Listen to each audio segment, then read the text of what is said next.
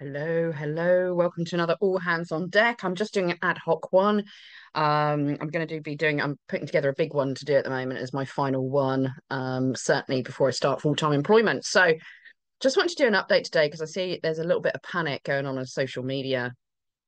And there's been some over the last week. Personally, I've been loving it, what I've been seeing unfold, because I think what people fail to either realize maybe or remember is the fact that what we're seeing happening now is a controlled demolition. And I truly 100% believe that this is all about exposure. Many of us recognize that it's very difficult to move forward in life when you don't have the majority on board. However much and idealistically I've done it, I've gone and lived off grid and taken myself out society at times as much as I possibly can and become self-sufficient and done all of this stuff. And yeah, fine, okay, that's great. But you keep trying to do that and functioning in your world without in some way entangling with society. It's nigh on impossible. And whilst the majority of society are fast asleep, we cannot progress further. Oh, we can only go so far. We can go so far, but we can't go as far as we'd like into a more golden age that we all know we're perfectly capable of achieving until you've got the majority awake and aware. And people won't accept change, that we're not very good with change, humans, quite often. We don't like it. Excuse the statement, by the way. I just kind of got out of the shower and jumped on. Um, so people need a reason to accept or want or to help bring change. And people won't do that until their knees are hitting the ground and they are fully au fait with the basics of the situation. And the trouble that we've all faced, and let's face it, over the last 4 years, I'm in no doubt that the majority of you out there have tried waking people up, tried doing it. I've been doing it for over 15 years, actively trying to wake people up. I stopped for a little bit because I got fed up about 2016. I was like, right, all of you die. I'm going off, living off grid, and had to take a break from it. But you know, the majority of people will not listen until they're ready. So you can't tell people, you've got to show them. They have to see the reality. And a lot of what they're going to see is going to feel very, very brutal, very, very heavy, very dark. For some people out there who are still relatively early in their awakening experience, they may start panicking, and getting stressed. Now, a lot of people say, oh, you say this is a show, you say this is just, kind of like a script, dangerous one, you know, notwithstanding, it is a bit of a dangerous one, but it is a controlled demolition nonetheless. Um, and they say, well, you're not going to do anything, you're not going to take action because you feel this is all under control. I'm not saying it's all under control. I'm not. And it absolutely takes our voices to be heard and our actions, the correct actions, to be made. And I'm living proof of that. If I really believed everything was wrapped up and we didn't have to do anything, I wouldn't have gone through all the years of hard work of helping set up PHA and PFFA and three other initiatives and doing all the stuff that I've done. We absolutely all play a role in this part of the awakening, because things are going to get a little dark and a bit heavy and a bit volatile. We saw what was happening in Leeds last night in Whitechapel. Um, there's things happening, that are being pointed at different ethnicities, and evidence would suggest it is different ethnicities that have kind of, instigated or certainly elevated some of these actions. And I think it's worth bearing in mind a few things at the moment. One, the bad guys love division. Oh my word, it's their best tool. If they can keep us focused on each other and arguing amongst ourselves, they can crack on with what they want. Our eyes aren't on them. Number two, always worth bearing in mind the actions of the Western military over the last 20, 25 years in terms of the Middle East and of some areas of Africa, and what we've done, how we've behaved, what we've done to them, to their infrastructure, to their people, to their countries, under the guise of, I don't know, weapons of mass destruction or whatever rubbish we came up with at the time. But what we've done to these people and the impact that's had on their generations to follow, watching mum, dad, people's legs get blown off, getting killed in front of you, what impact that has on those what were young people back then, and then where that goes. Now, do not get me wrong. I am staunchly loyal to my country. I absolutely believe our culture should be defended. It should be protected. It should be acknowledged. It should be celebrated. And any other culture that comes into the country and wants to change that, I'm afraid gets the no from me, a hard no. In terms of illegal immigrants or migrants here living off the benefit system, I think they should go back to their home nations. They should go elsewhere. They're not welcome here. We're a very small country with very, very strained infrastructure and not a great economic position. We are not in a space to be able to take more people in, and certainly not those who are adverse to integrating into our culture. So let me just put that out there first. However, I also know a lot of Sikh people, Muslim people, people from other nations who are incredible, who've been here for years, who have great jobs, who support our systems and our culture. And, fine. I don't personally have an issue with that, as long as they're not asking us to change our culture to suit theirs. But no, what we're going to see is the bad guys drive a stake between white cultures with black brown cultures. Let's just take this down to the wire. Different religions, different ways of being. They want us turning on each other, and I would suggest we minimize that as much as we possibly can. Don't back down, don't give in terms of threats made to us, but we certainly don't need to be turning on each other. What we saw a lot yesterday, the behaviours were ridiculous. They were absolutely ridiculous. Things got well out of hand. The situation in Whitechapel, where Bangladeshi groups, as far as I'm aware, were concerned about an action that was conducted against a Bangladeshi person in Bangladesh, and yet they kicked off in the UK. Where's the sense in that? You don't get to do that. You don't get to do that. Stop it. Stop it. It's not okay. So that's one thing we need to think about, is how much are we going to allow their drive in terms of division to impact how we handle ourselves? Do we play the wise game? Do we play the foolish game? Worth considering. We also had the Trump situation, where he was shot, and we've seen massive leanings towards Trump happening in the US, and quite understandably so. People don't recognize that this will lead to more exposure. This is the name of the game right now, is exposure. And irrelevant who was involved with it, who triggered it, who did it, it will lead to exposure. And that potentially is the Secret Service. It's potentially, I mean, we're watching it, in the US. Congress, I think, elements of Congress, I think was in the House. It could have been the Senate. I think it was the House.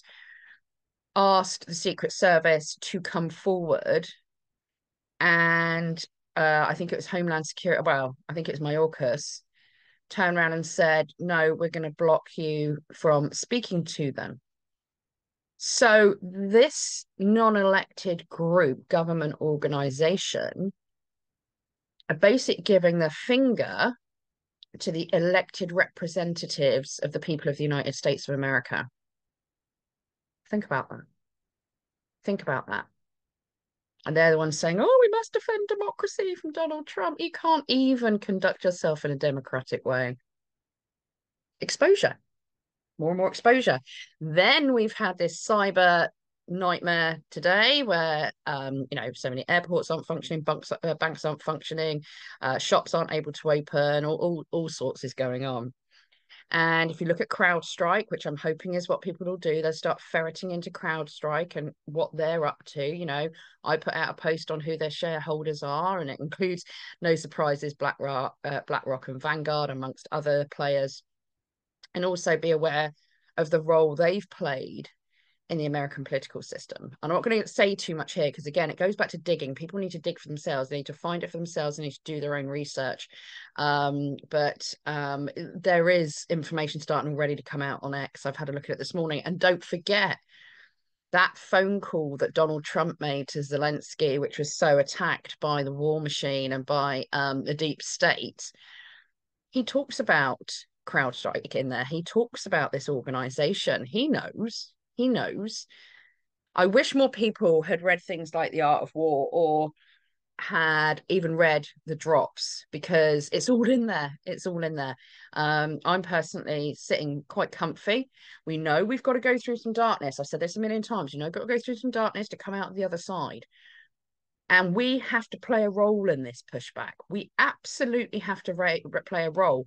But if we're smart about it, we can do a huge, substantial amount of it through the revelations, through sharing the exposed information that's coming out and will continue to come out over the coming weeks. Don't forget, all the bad guys can do as much as they can to stop Donald Trump. They don't want him, irrelevant of your feelings on Trump. I'm not here to have a debate about Trump. I personally have quite a lot of love for the guy, but I see the pitfalls as well. However, they need to stop him. They need to stop him fast. So it'll be interesting to see what comes next. But if you feel yourself going into panic mode, if you feel yourself slightly panicking, you know, don't do that. Don't go there. The best way to feel better about this stuff is to actually get up and take action, positive action, but action nonetheless. There is plenty of things you can do out there. There's plenty of ways you can get yourself in a more comfortable position. Go and prep. Get enough food and water, some candles, some first aid kits, some things like that, because what we saw happen today, that could be a test run.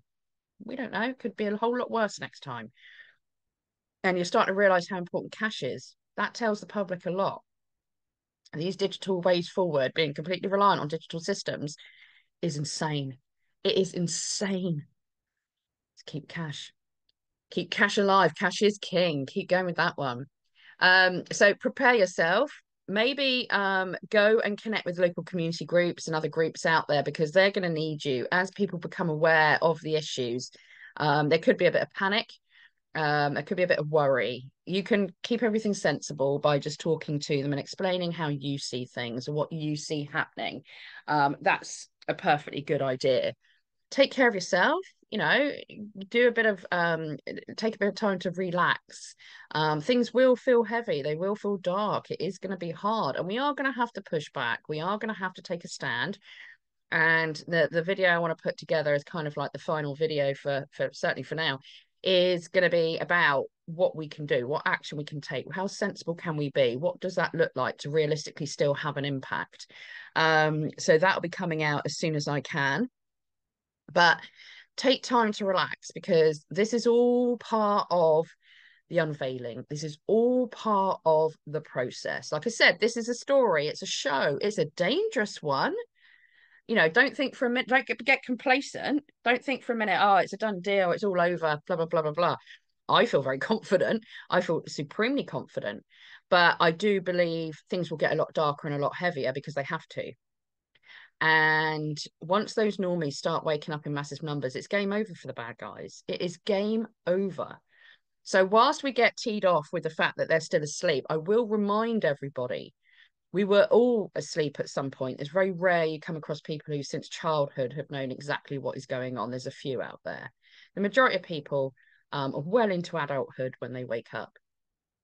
And those people out there who are asleep aren't our enemy. They might be a little bit of a danger to us, but they're not our enemy, and we have to remember that. And rather than have conflict start erupting between groups across the UK, it would be really, really nice if people just focused on exposure right now as hard and as fast as they can, because the quicker we wake people up, the quicker this is over. Do I think we're waking them up overnight? No, no, I don't.